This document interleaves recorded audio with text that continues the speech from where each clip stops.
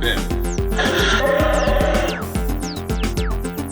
Where did you dig up that old fossil? Going into Toshi Station to pick up some power converters. That's no move. We're all fine here now, thank you. How are you? Welcome to the Star Wars Nerds Podcast. I'm Dan Vadabonker. And I'm Kenton Larson. And we're lucky enough to find some time to record in person, Kenton, for the first time in a long time. It's been years. It's been years. It has been, but we happen to be just kind of together at the campus at this time, so we just felt this would be the best time to record. Because, of course, we had the first 3 episodes of Andor drop last Wednesday. And it took us a couple days to get through it, hey? You weren't able to watch them all? Or did you watch it later on that day? I watched one in the morning, and then I went home for lunch and watched the second one, and then I came home at the end of the day and watched the third one. But I definitely don't want 3 episodes on other Wednesdays. I want one at a time, nice, easy. Don't have to plan the day around. How about you? Yeah, same. I watched it. Was able to get the first one in the morning, and then had to wait until the next day, I think, to get the other 2 in. Yeah. I tried to watch the second one and just didn't have time to get through it. So, yeah. From now on, one per week is good. But I find it interesting that they chose to release 3 at once. Now, This is not the first time they've done that, and that might be it might just be standard operating procedure for Disney at this point for new series, drop 3 episodes just to get people hooked and then continue on. But after I watched the first episode, I thought, oh, that's why. Because the way the first episode ends, it ends so abruptly and so like, that's it. You're like, oh, that's why they gave us 2 more so that we can actually get some more. Because it does end, like they all kind of end very abruptly, I think. Yeah, I think they do, and I'm with you. I think the first step. I don't want to spoil that I enjoy the show, but I do enjoy it. But I thought the same thing. I thought it's the 3 episodes at once is because at the end, by the end of the 3rd episode, you're like, now we're getting somewhere. Here we go. Then now it's on, kind of thing. And I think the urgency of that episode is a good place to springboard the rest of the series. I think they probably made that decision too. Plus, they delayed it from August. So it just makes sense to do 3 at once. But I did read a review in the Hollywood Reporter that said something about that, and they'd seen the 4th episode at that point, and they said the 4th episode was like when they kind of weren't like, oh, this is really good, but also made the point that they thought if they had reduced the number of episodes on the first week, that a viewership might have been impacted negatively. Okay. Just based, and it's like the rhythm of the show, we don't even know really what it is at this point yet. We're still trying to figure out what is this show. Yeah, it's not like other Star Wars shows at all. And it's not like in the Book of Boba Fett, it was very much like a planet of the week. Like every week it would be a different planet, different adventure, different story. This is not that. This is a continuous story. It's also completely different. I would say it's the most adult-themed Star Wars show we've ever had. Yeah. This is not for kids. Right? Well, it's adult. People want their Star Wars gritty, and now they got what they wanted. They got, and it's the tone of it, the everything. It opens at a brothel. Yes. You've got weird aliens like selling themselves in bubbles on the street, and we have a booty call in an episode. I didn't see that coming. I just didn't think that could be a place where Star Wars would ever go. Yeah.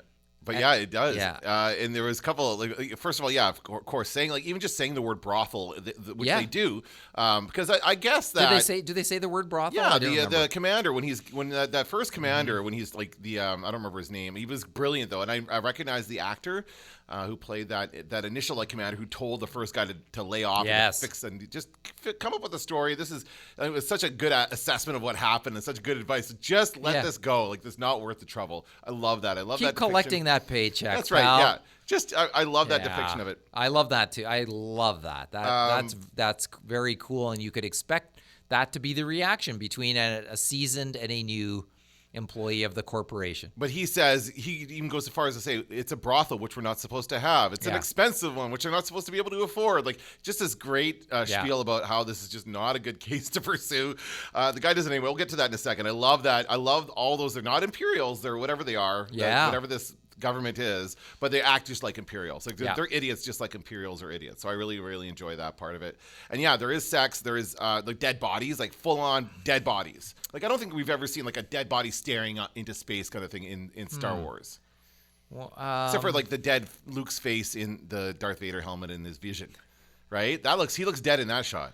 I got to think about that. But the depiction of it is grittier no matter what. Even if it turns out that we forgot about something. Right. I think the only kid-like thing in this is B, the droid, B2 Emo or I B2 love that Emo. droid.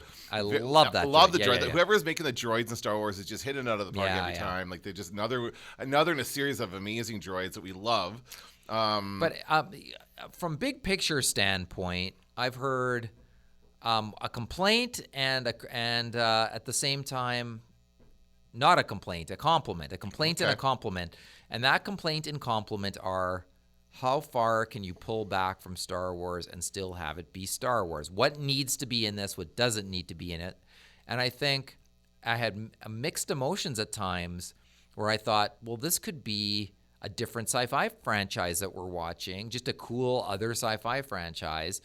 And the lack of stuff like Jedi Knights and Stormtroopers, I don't think we saw a Stormtrooper in there, did we? Not a single one. So, but here's the thing. When we do, it's going to be damn exciting. It's not going to just be like, oh, there they are again. It's going to be amazing. So I think I like the fact we've pulled back. It's a slow burn. The music's totally different. Yep. Like it's just everything. It is very different. You're right. It does feel like Star Wars to me, but it does feel like a different type of story. So there's no real force at all. There's no Empire. There's no Jedi. There's no this familiar characters that we have had. Nothing. No reference to any of it. And really, the only familiar character is Cassian Andor, who we've only seen in one other film before. So we don't really know that character very well either. So yeah, they're right. It's the most non-Star Wars we've had so far, and I am liking it as well. I also am enjoying the names. I think the names are very memorable. Brasso, Bix, Linus Tosk. Is that the name of that guy? Linus. The Scottish guy who's just like, yes, sir. Anything. I can't remember what he says. He's just like, of course, sir. He just agrees with everything the other guy says, and he's just such a great yes man. And I just love the dynamic of all these like, again, I keep wanting to call them Imperials, and I don't remember the name of the actual whatever the government they are part of. But it gives a great example of what it shows what the government is like in parts of the galaxy where the Empire is just starting to kind of... Well, aren't they the corporate? They're like, they've been contracted by the Empire, right? It's like a corporate security force or something like that. So it's not like a publicly funded police force like it should be. It's like... it shows... It's getting into like police action issues and the whole defund the police thing, which is also a big issue right now. This show is also tackling that as well.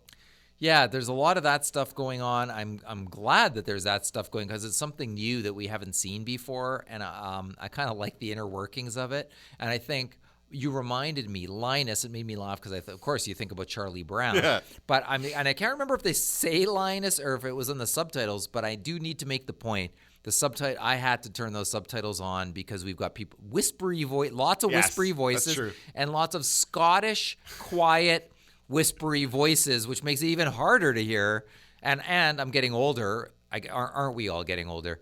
So the combination of all those things, I was like, subtitles on. Yeah. Like, let's just make sure. But it actually added a lot because the background voices and stuff get the translation as well. So it was kind of cool. Like, there was stuff that I definitely wouldn't have heard. And it helps with the character name as well because the character names, you'll see them in print and then you'll remember them more easily.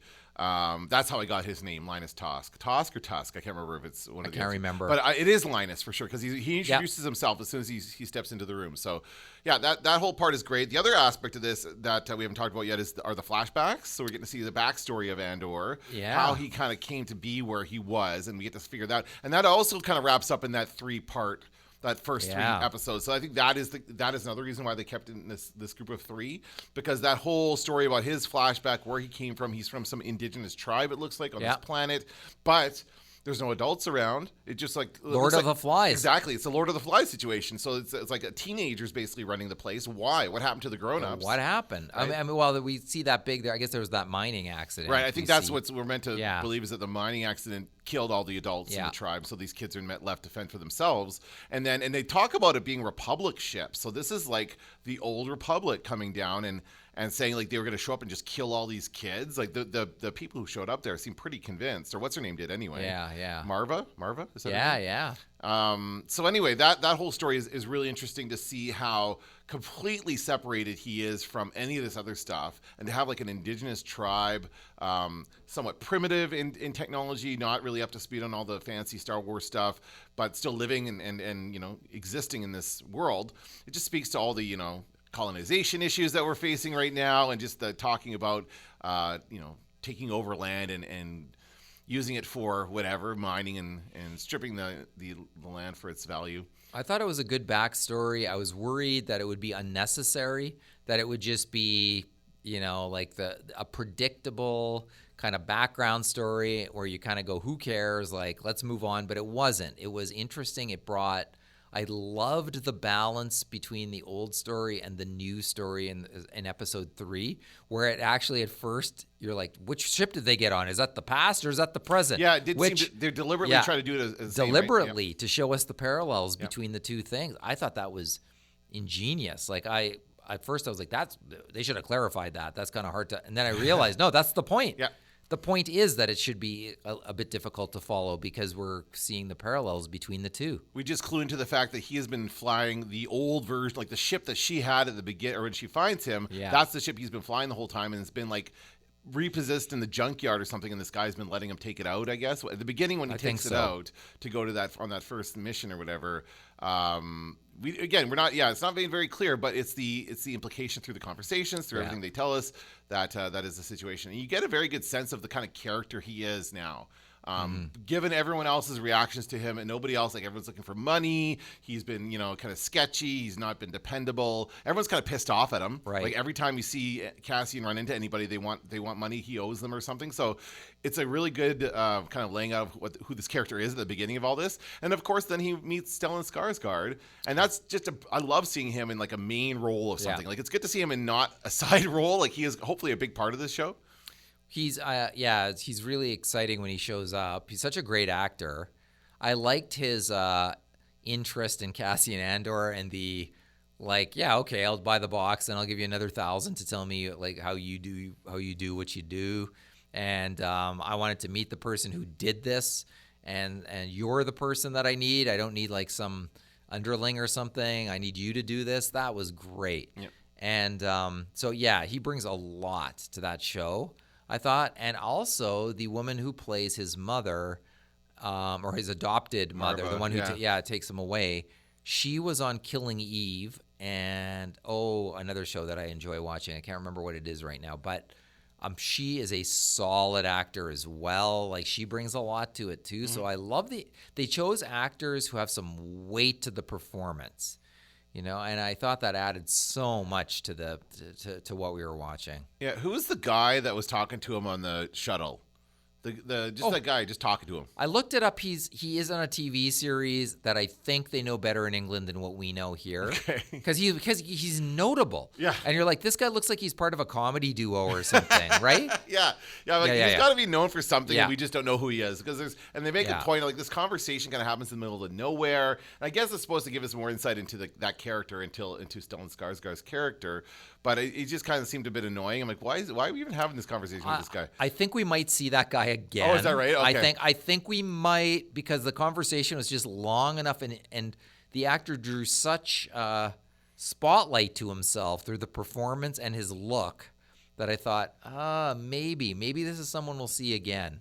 I liked him. I liked him right away. I was like, this guy looks funny, and it looks like there might be more to him than meets the eye, and maybe he's funny too. Like it just seemed like there was I wouldn't be, as I say, we got 12 episodes, so lots of time to explore what we need to. Well, and that's my next question is that I'm also starting to really like get to know this city of Ferrix, or whatever this is where they are, planet or city or whatever it's called, Ferrix. And I kind of like a Mos Eisley kind of place. It's kind of dirty and dingy, but I like the way the citizens come together and when they're banging on the walls and doing that whole thing in protest of the cops coming in Oh, there. yeah. Like that whole part was awesome. Yeah. And I really kind of want to see more of this place, but I don't think we're going to. I think they're going to get off planet and get out there and move on to something Sure else, right? seems like it. That seems to be the next step in this. But they spent all that time building those great sets. I mean, like maybe I don't know. I'd like to see a little bit more there, and I'd be surprised if there's no return at all. Yeah, there should be something, because that's where like there is, and maybe the droid doesn't go with him. Like I can't see him leaving this droid behind, not to have him throughout the show. Right. So I kind of figured there was going to be some sort of a thing that's going to put them all together and get them into a spaceship and heading off onto adventures, and that's it. But I really did want to. Although I'm glad that one guy died. I'm glad the guy who bailed on him. That dirty, lousy, ratted on him. Yeah, dirty Scottish bastard. He ratted him out. Yeah, I was happy when he died too. That was good. But it was shocking the way they did that, and honestly, like that is kind of meant to. I think it's really meant to be in the same vein as George Floyd, like the kind of stuff that happens when police get worked up and overcompensate, or what I'm losing my words now, but they get too worked up about the stuff and they shoot people, right? Or they use too much violence when they get, and the whole attitude of that police force or that force or whatever they are was very reflective of that. That's like, we're going in there, we know what we're doing, we're in charge here, and then when things don't go their way, things start bad things start happening. But I do love that whole depiction of that. The guy who's in charge of it, and then the second in command. Yeah. Like when that guy gives this speech, this ridiculous, stupid speech, and there's great moments like this in the show too, where it's just such an idiot, and the guy's like, "Well said, sir," and that's it.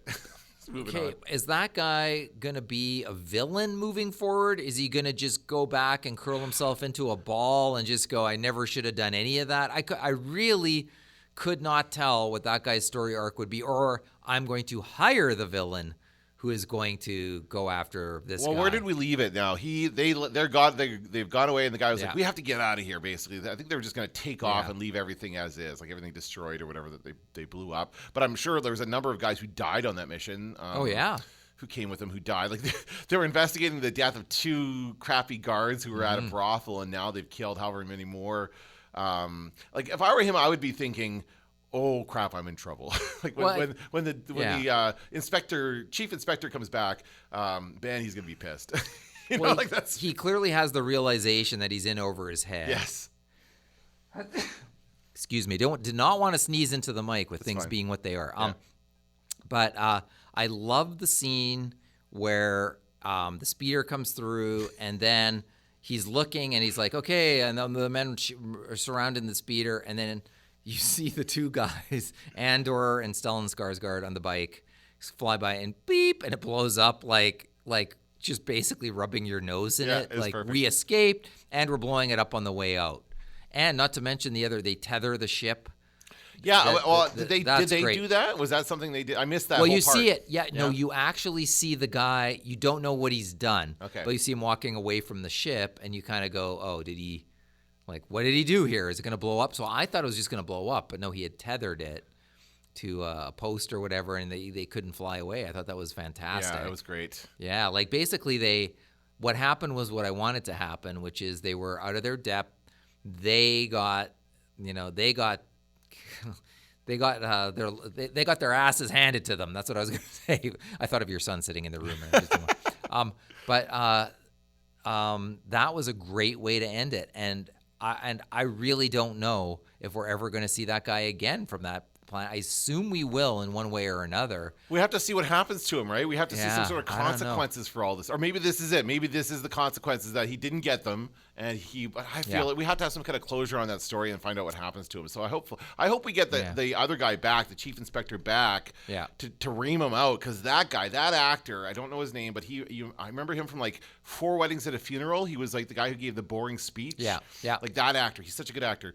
And I want him to come back and just ream him out. But I think that now it seems clear that Stellan Skarsgård is part of the rebellion. This is the beginnings of the rebellion, and he's trying to recruit Cassian to that. We know that that's where it goes because of Rogue One. So we're starting to see the beginnings of this, and I believe we do end up seeing things like Mon Mothma and that kind of stuff, right? That's going to happen? Oh, yeah, and I also think we know the Empire is going to be in this because we see clips in the trailer.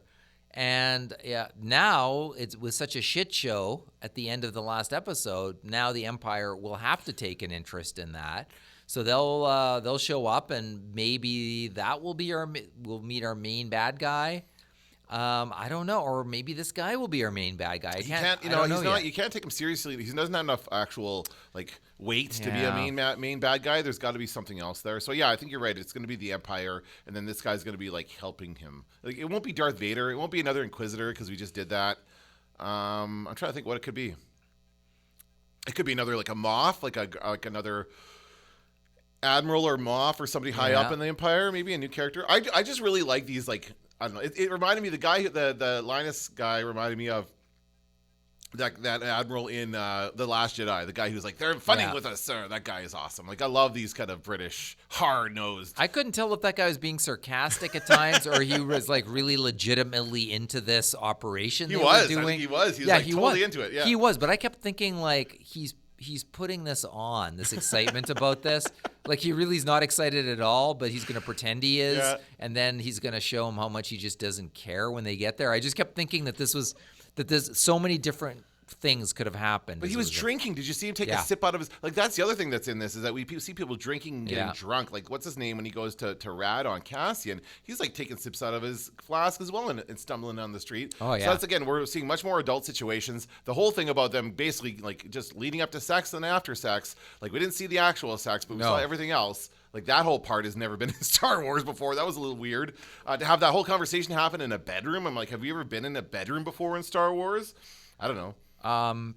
We've seen people sleeping, but never even next to one another. Right. I don't even think we've even seen that. It's like in Psycho, is it? The movie where they showed two people sitting in a bed together for the first time. That was the first movie that did that. Right. It's that kind of stuff for Star Wars. Yeah. But it's good that they're doing it. Again, this is the kind of stuff, and I thought of way back when, before Disney bought Star Wars, there was talks of either a series or a video game in which it was going to be a hard, gritty, just for adults version of Star Wars. And I think this is what we're getting. Because I can't see, there's nothing in here except for the droid that would appeal to my kids. Even though it's not really inappropriate for kids, I just don't think my kids would really be interested in it. I think that the crowd that wants more Baby Yoda, if they tuned into this, they'd be maybe confused even, depending on when they came to Star Wars. Yeah. But for the long-term fan, or the long-term fan, I just really, I think there's a lot hanging on this show in terms of, will we see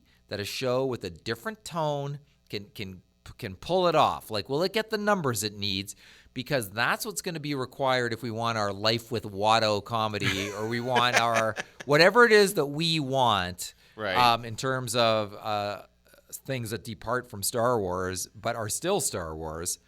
I think this show needs to be successful for all of those things to happen. This is kind of like the equivalent of the Rogue One solo experiments, except in streaming form. They tried to go off script with those movies, I guess, a bit, and they weren't as successful as... Rogue One was fine, but I think people just kind of wanted the main stories. Even at that time, people just wanted Luke, Leia, and Han. Right. More than anything, right? And we weren't getting it at that point because we were getting the Rise of Skywalker was the movie and that kind of stuff. But yeah, I think that you're right. People who like Baby Yoda are not going to like this, and I do like it though. I like that it's different. I think there is room for stuff like this in Star Wars. And not everything has to be big, super popular stuff, right? It can be smaller and on the side a little bit. And it really is like an HBO Star Wars show, is what it really reminds me of, because we have time. We got breathing time on this show because we got 12 episodes, so we've got time for conversations, for long shots, for slow plot development.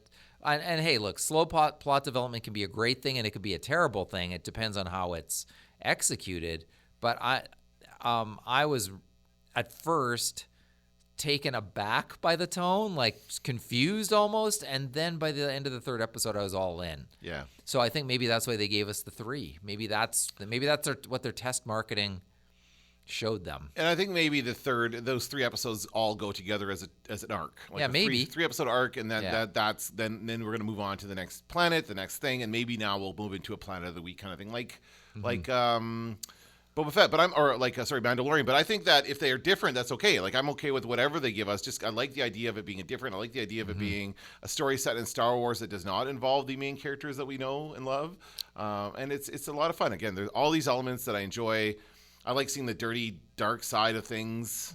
It's a lot of fun. Well, as I say, if a big cameo happens on this show, it'll be so noteworthy because the tone is so different.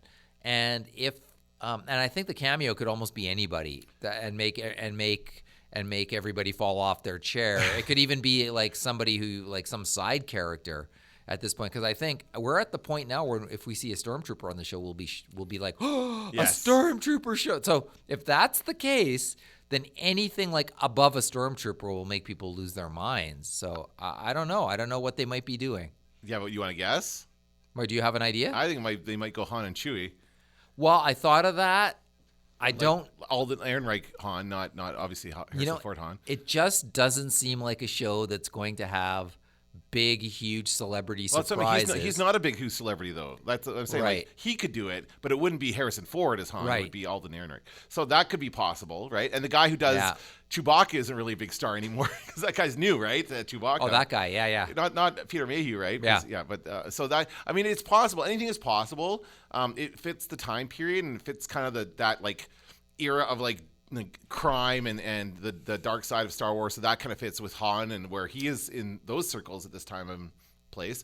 So I feel it would be good. But yeah, you're right. It could be anybody. Well, it could be Leia. It could be. I think they've already done Leia. Maybe. Well, there's lots of stuff where Mon Mothma's hanging out. So if we're gonna get it, I'm imagining it'll be in that venue. I would be happy to see Jimmy Smits. I'm just gonna say. I think that's a fair chance of that happening. Is he in the artwork? I noticed there's an artwork of all the characters they do, like that art. I wonder if Jimmy Smits is in that. And I haven't noticed. He might be in the background. I don't somewhere. think so. No? I don't Okay. think. By the way, did you notice BBY on the writing on the did screen? Do you know what that is? Before the Battle of Yavin. Okay, I did not I'm one of the world's biggest Star Wars fans in my own mind, and I followed it from the very beginning. I see that 5 BBY or whatever. I was like, what the F is that? Is that the planet? Yeah. Is nope, that the? I knew what it was, but I thought it was weird that they put it there. It's weird. It's hey, the first time they've ever put any kind of indication of where the story takes place in relation to the original movie. Right, that's what BBY is. It's the original movie, so that's the first time we've ever seen that. And yeah, it is weird because that hasn't happened yet in this timeline, right? The 5 BBY, it's not a thing that happened yet. So it's a weird measurement, I think. And Star Wars, some Star Wars fans don't even know that that's called the Battle of Yavin. Yeah, I think mainstream Star Wars fans wouldn't know what that meant, and the only reason I know what it because I've seen it depicted in a timeline of all this stuff, right? You see this when you buy the books, when you see the extended stuff. That's where I've seen it before, so that's how I knew what it was. But it was weird that they would put that in the beginning. But I guess they really wanted us to know it was 5 years before. Well, except, I mean, yeah, if you want us to know, then maybe there's a clearer way to write that. Just seeing the BBY, 5 BBY, I was like, that's a weird name for a planet, 5 BBY. Like, I thought it was giving us the location. Yeah, no, I could see that too, yeah. Yeah. So, I mean, either way, like you either go, oh, it's giving us the location and who cares, or I guess you know what it is, and you go, wow, I can't believe they put it there. But I was like, that is a very odd way to do it. And I don't think, has Star Wars ever referred back on itself like that to something else? I don't think so. I think it's the first time we've ever seen that happen, yeah. And I think they tried to, I don't know, it was probably in good intentions, but it was not necessary in the end because we all know when this takes place. And we all can look up, like any of this stuff. You haven't had to do that for Book of Boba Fett or even Rogue One or Solo, right? We've all been kind of very aware of when this stuff takes place within the timeline, so I don't think that's really necessary. But it was interesting.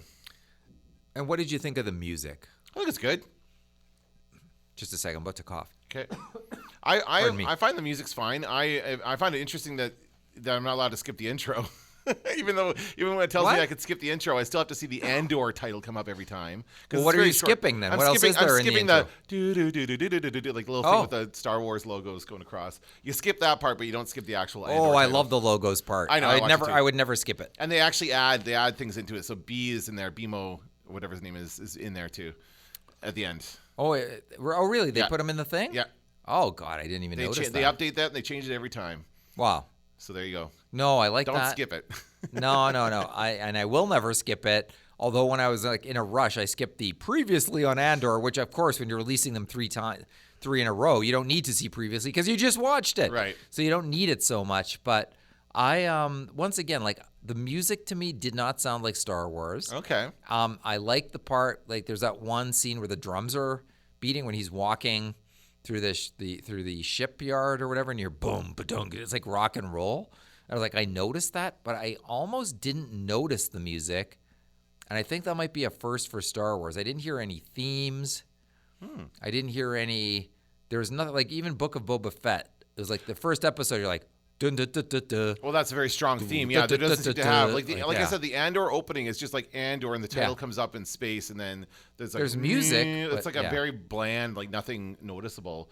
And yeah, I've not noticed that theme come up in the. So I guess maybe the music isn't great if I haven't noticed it very much, but I haven't thought it's awful. I just kind of haven't really paid attention to it. I think that's part of the thing that makes it not feel like Star Wars is the music. The music is more subtle, less. There's fewer themes you can hum along to, or like The Mandalorian has one, Book of Boba Fett has one. Even by the end, I knew the Obi-Wan Kenobi theme, but so far, it's like the music is just subtly helping out with the exception of that one rock and roll song. Yeah, it's just helping out where the plot's going. But I at this point, I wouldn't buy a soundtrack for it. But I don't know if I like it or don't like it. That's something.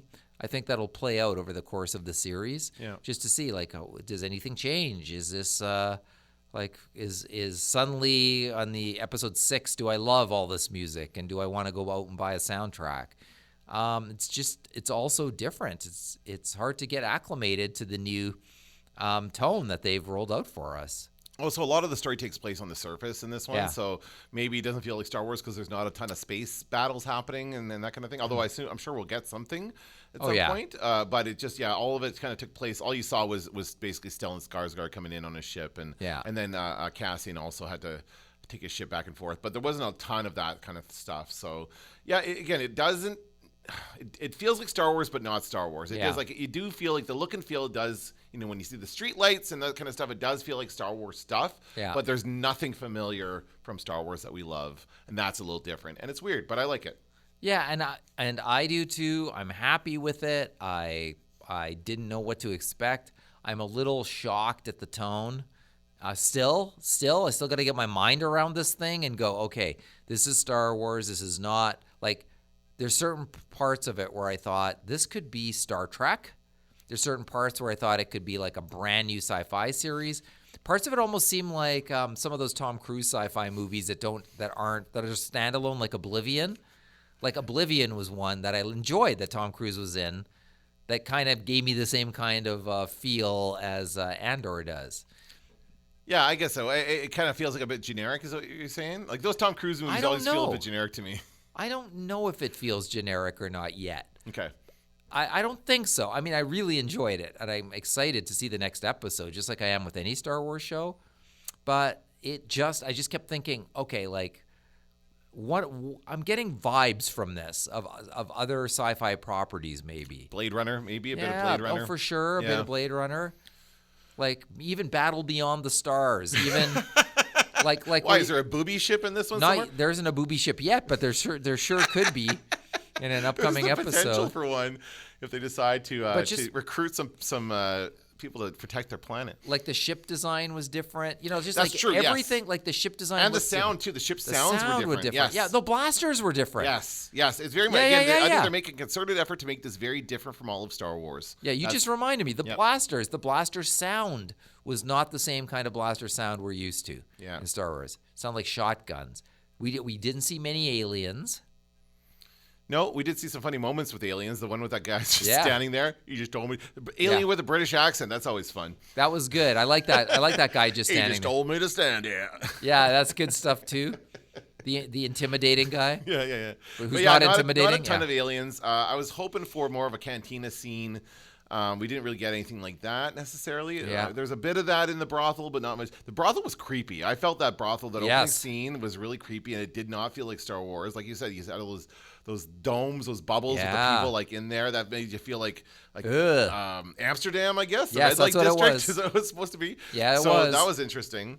But yeah, it is like I'm enjoying it. I think it's a great show. And I don't know, what's the online reaction been? I listened to some podcasts, and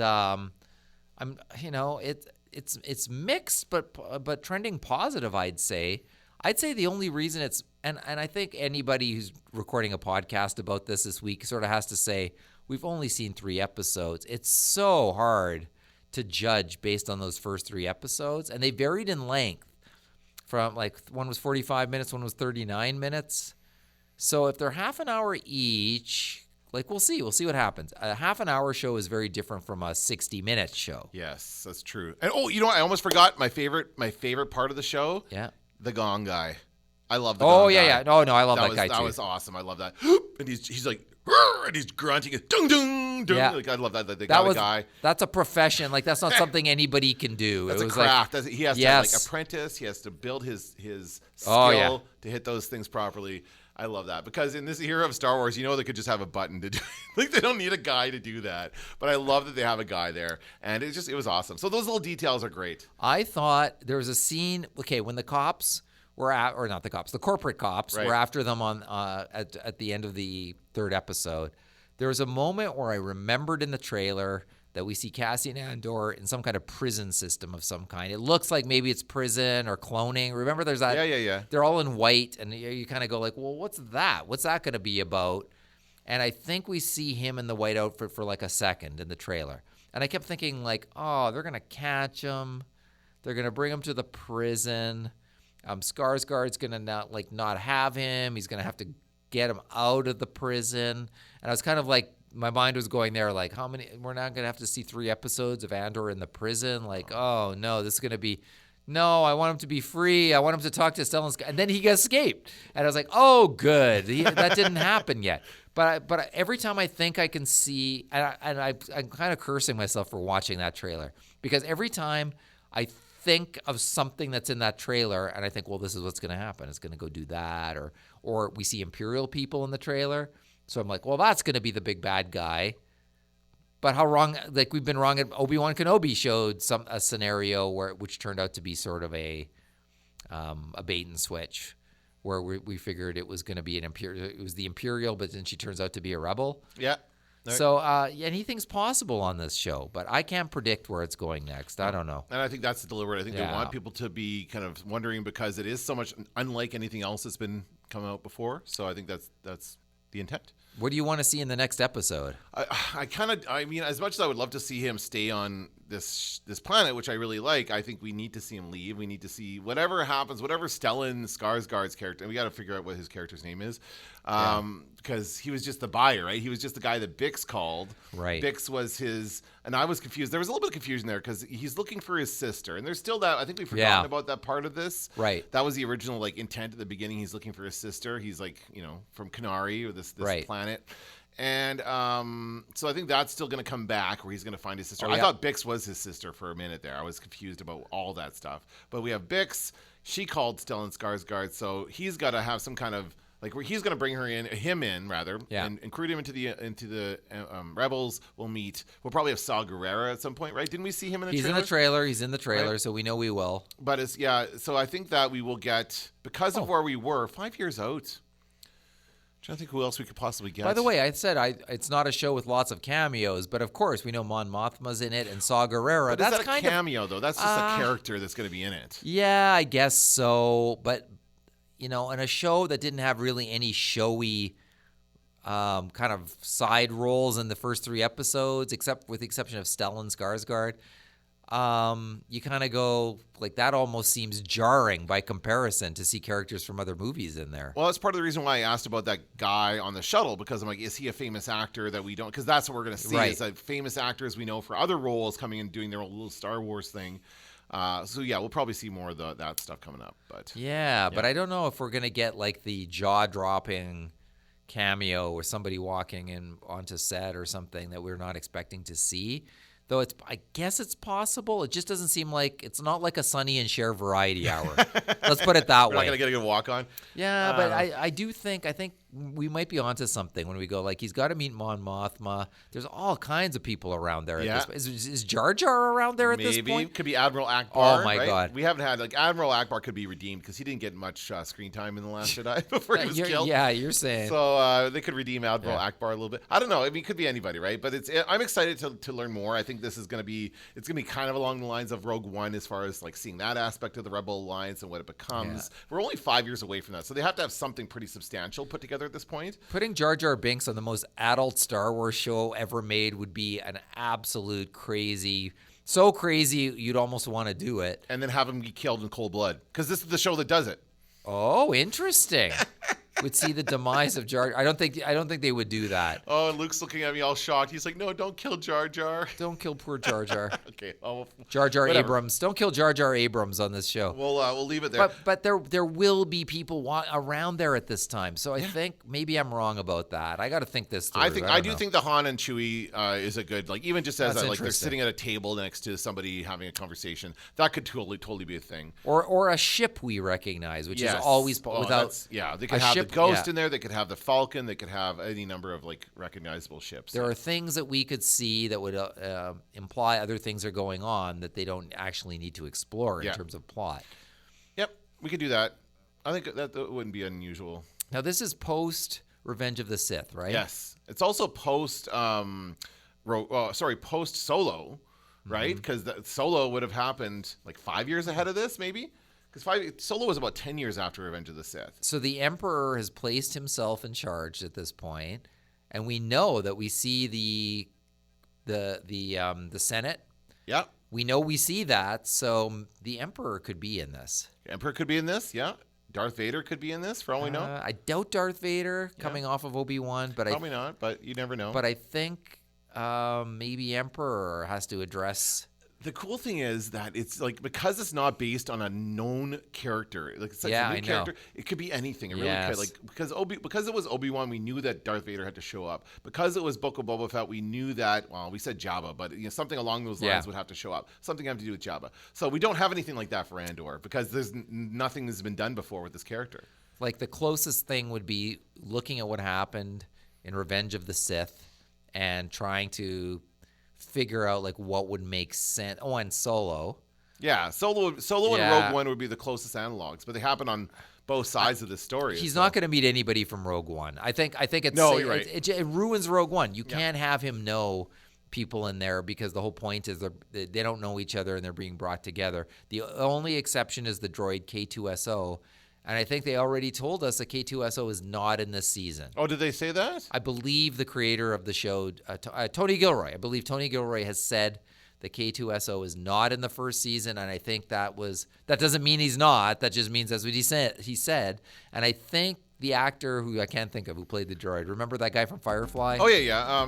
Alan Tudyk. Yes. I think he said the same thing. He's not in the first season, which doesn't mean anything because Well, Liam Neeson said he's not in Obi-Wan Kenobi. Well, we've also got a very lovable droid in this series already, so we don't need K2SO yet. But it's good to know that. I would like to know how Cassian ended up getting K2SO, so that's something. We'll get that next season, I Okay, imagine. cool. He'll meet K2SO, but I don't think we'll see anybody else other than Saw Gerrera from Rogue One. It just doesn't make sense. I wonder if that means we're going to see B get destroyed. Who? B. Who's B? B2MO or whatever. The one we have, the droid that we have. Oh, B. They call him B. no, not gonna happen. All right. Because they're safe in their little corner of the galaxy. Right. there. Yeah. Nobody wants to kill a droid unless they have to. There's no reason to believe. Like we had our moment when that could have happened, but it didn't happen. Right. They were asking them. Yeah. Okay, cool. Well, we'll have to see what happens. Very exciting. So new episodes come out Wednesdays. We will discuss them on Mondays, and I'll have the new episode of the podcast out before the next episode of Andor. And I'm going to start taking notes too, because those first 3 episodes are a blur in my mind. Yeah. And I think maybe in most people's minds if you just watched them all that day. Yeah, true. So yeah, maybe watch one at a time is the better way to do it, but we'll do it that way going forward. Yeah, sounds good. All right, that's going to do it for this episode of the Star Wars Nerds. I'm Dan Badabunker. I'm Kenton Larson. Don't let the Force hit you in the ass.